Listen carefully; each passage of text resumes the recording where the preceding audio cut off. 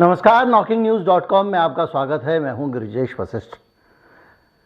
जो जांच है और जिस तरह से लगातार बयान बदल रहे हैं बृजभूषण शरण सिंह के, उसको देखकर शक हो रहा है कुछ गड़बड़ है। बहुत सारी चीज़ें सामने आ रही हैं, वो बार बार नए नए बयान दे रहे हैं। उनका एक डेस्परेशन भी दिखाई दे रहा है कि वो अब अंदर से एक बेचैनी है और उनके आसपास शिकंजा कसता जा रहा है। उधर 10 तारीख नज़दीक आती जा रही है। जैसे ही कर्नाटका में वोटिंग होगी, उसके बाद में फिर कुछ ना कुछ नया बदलाव इस पूरे प्रकरण में आएगा। लेकिन जो कुछ नए संकेत मिल रहे हैं, जो नई बातें उनके बयानों से, जो नई नई चीज़ें सामने आ रही हैं, उनके ज़रिए आज हम उनके बयानों का विश्लेषण करके समझने की कोशिश करेंगे कि बृजभूषण शरण सिंह क्या वाकई दोषी हैं। उन्हीं के बयानों का हम एक विश्लेषण करेंगे। इसके साथ साथ हम ये भी समझेंगे कि पुलिस अगर उन्हें गिरफ्तार नहीं कर रही है तो क्यों नहीं कर रही है, और अगर नहीं कर रही है तो वो किस चक्कर में पड़ने वाली है। कहीं मत जाइए, चैनल को सब्सक्राइब कर लीजिए। मैं अभी हाजिर होता हूँ।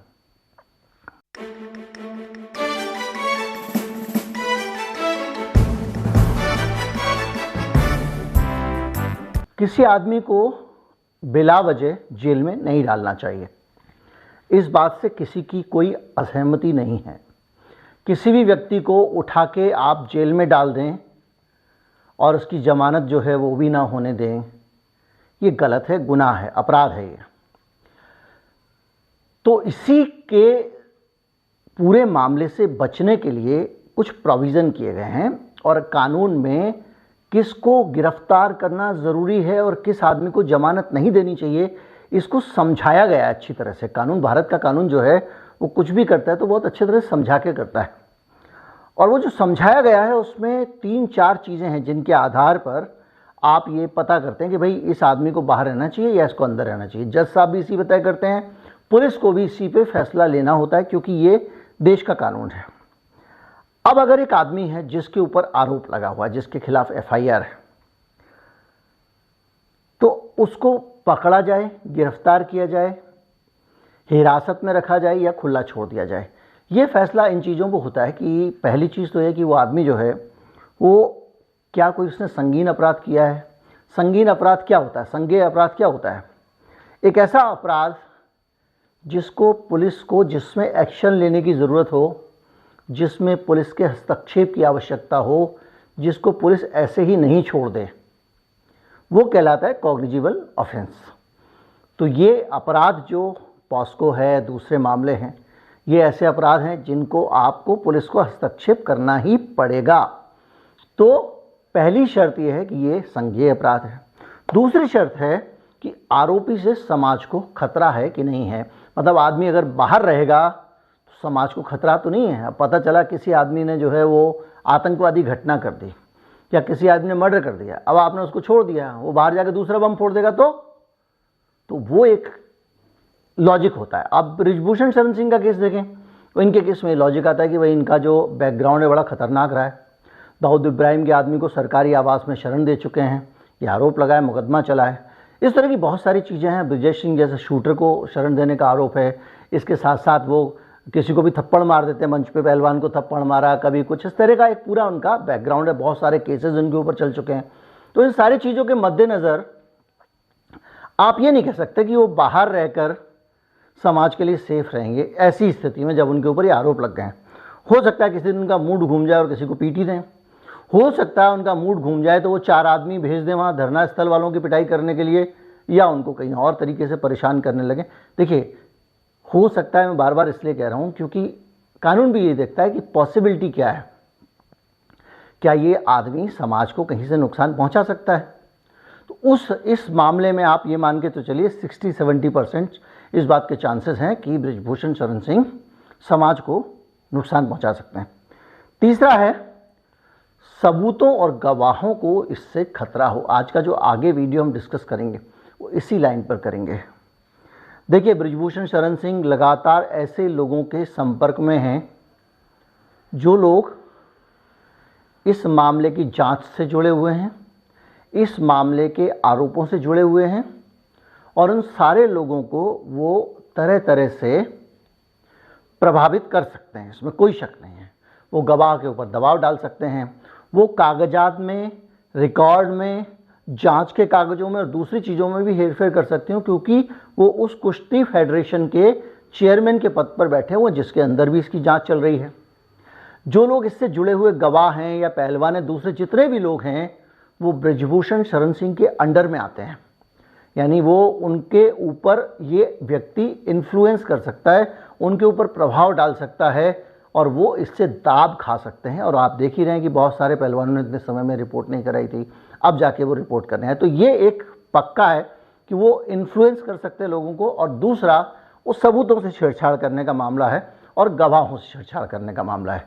जाहिर बात है वो पावरफुल जगह पे हैं तो सबूतों से भी छेड़छाड़ कर सकते हैं और गवाहों से भी लगातार वो अपने उग्र तेवर दिखाकर, तरह तरह की बात करके, संकेतों में, डायलॉग्स के ज़रिए वो कहते रहे हैं कि आप जो है अच्छा नहीं कर रहे हो मेरे साथ। और ये भी अपने आप में गवाह को एक संकेत होता है कि कल के दिन समझ लेना अगर आपने मेरे खिलाफ गवाही दी। और एक चीज़ और भी है कि अभी वो बार बार कह रहे हैं कि जांच खत्म हो जाएगी उसके बाद।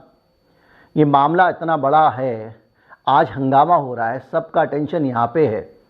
इस दौरान बृजभूषण शरण सिंह मान लीजिए कुछ ना कर पाए, लेकिन जैसे अगर इतने मुकदमों में बरी हुए हैं तो उनका एक पुराना पूरा अनुभव है ना मुकदमेबाजी का, बचने का, कैसे सबूतों को मैनिपुलेट करना है, कैसे चीज़ों से बचना, ये तो तथ्य है।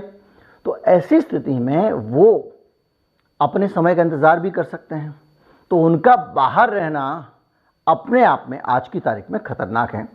और एक और चीज़ होती है कि आरोपी कहीं भाग ना जाए, पता चला फंसने वाला है तो भाग गया। तो बृजभूषण शरण सिंह का जो एक्सपीरियंस है, मुकदमों से बच जाते हैं वगैरह वगैरह, तो वो इससे कम से कम भागेंगे तो नहीं। इतना तो उनका है कि भाई उनको कॉन्फिडेंस है कि मैं इसको मैनेज कर लूँगा।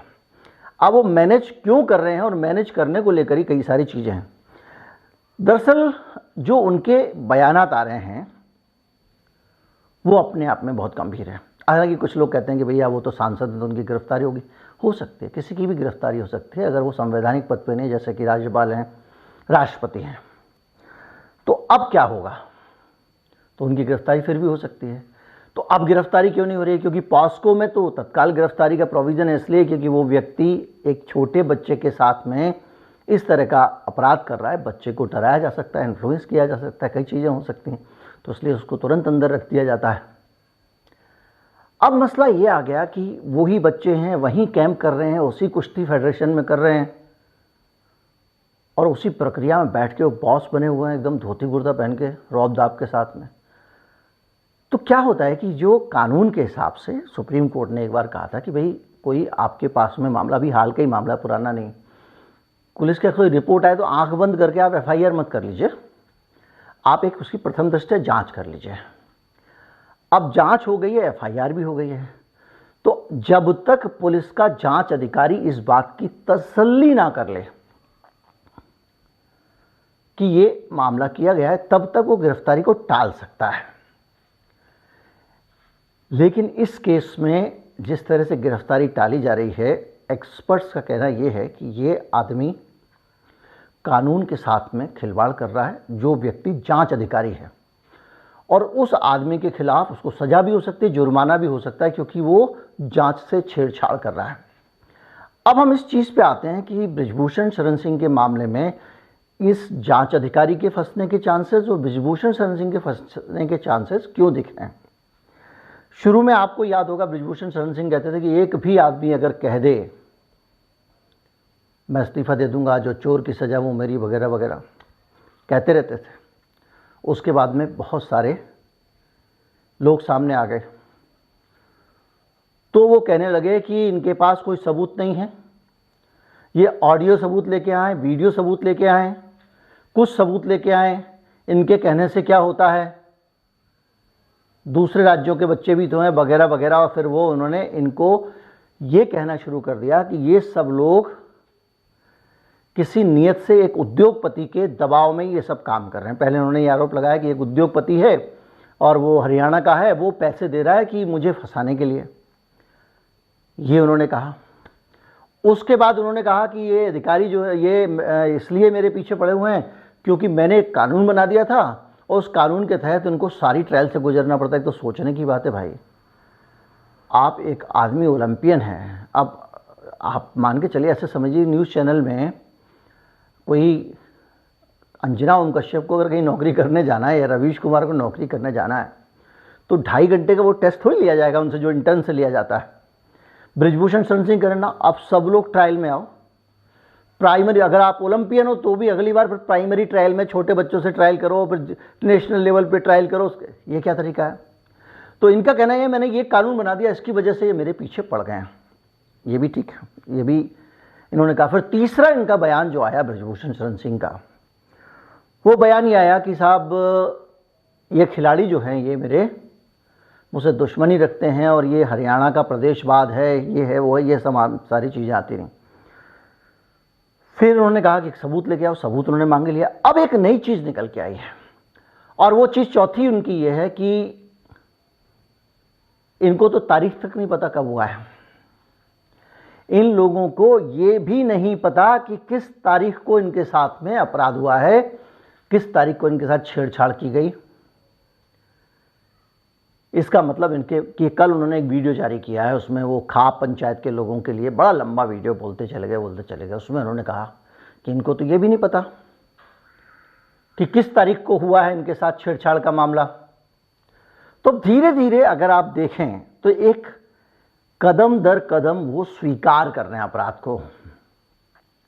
जो उनके बयान बदल रहे हैं वो धीरे धीरे करके एक स्वीकार्यता आ रही है और उसमें वो कह रहे हैं कि पहले ये उनका चुनौती का लेवल ये था, फिर ये लाए, फिर ये लाए, ये लाए, यानी थोड़ा थोड़ा करके। अब आप बताइए कि उनको तारीख तक याद नहीं है। अब इस पूरे एक घटनाक्रम के बीच में आप एक बात सोचिए,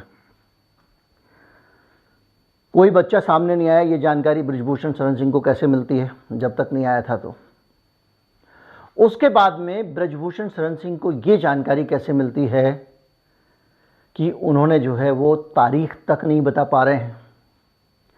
ब्रिजभूषण शरण सिंह को ये जानकारी कैसे मिलती है कि वो लोग संपर्क कर रहे हैं दूसरे लोगों से।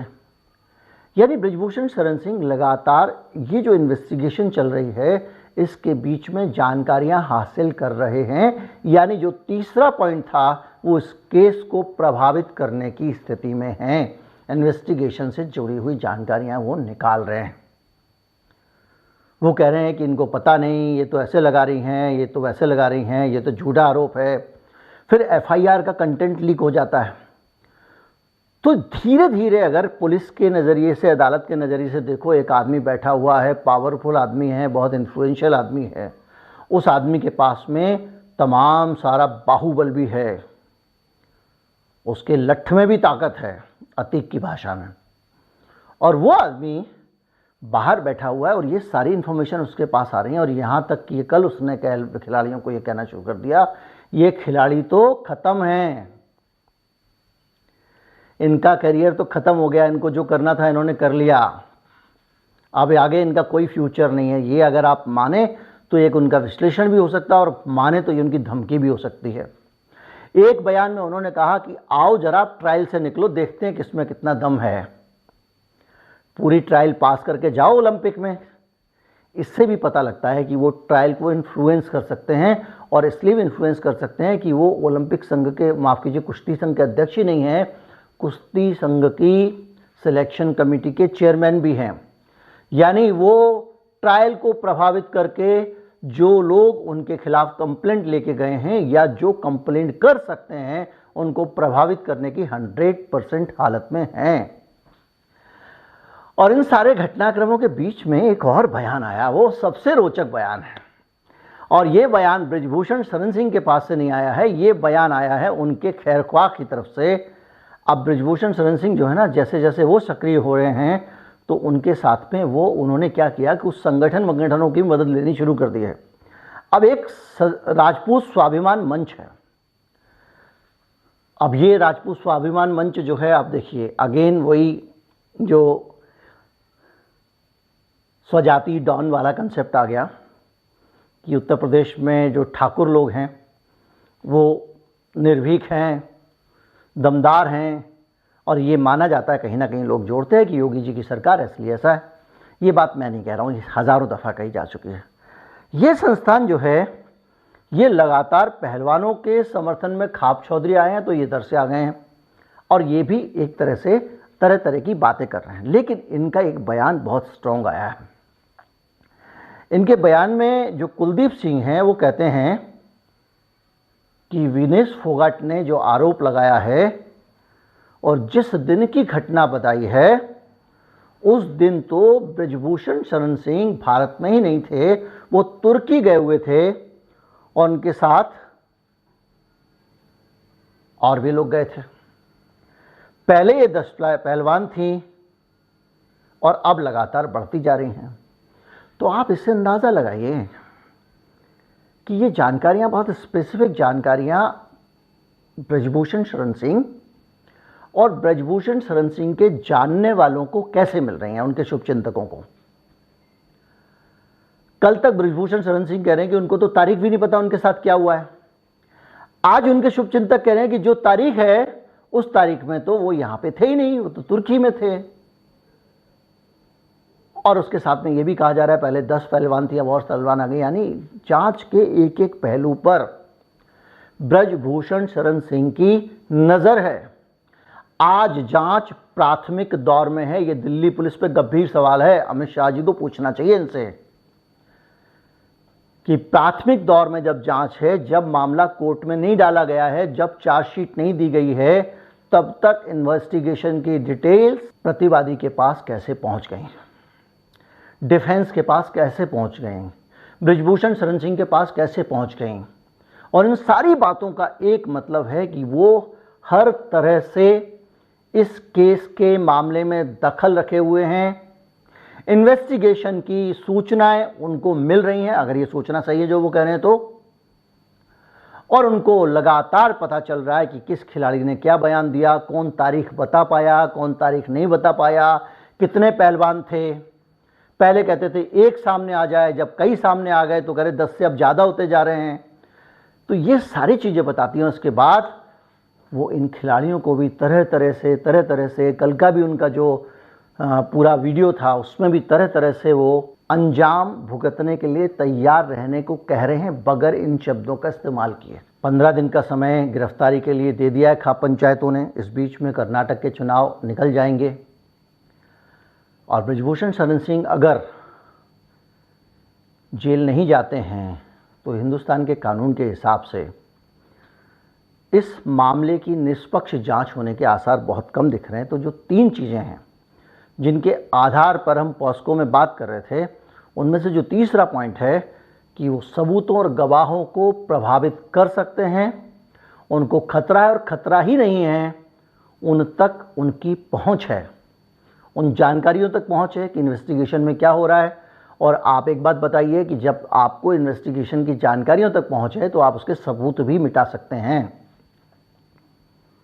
बहुत सा, जैसे आपको पता चला कि मेरे ऊपर तो ये आरोप लगाया है इतनी तारीख वाला, तो आप कहेंगे वो तो उस कागज में मिला होगा, निकालो भाई, जला दो।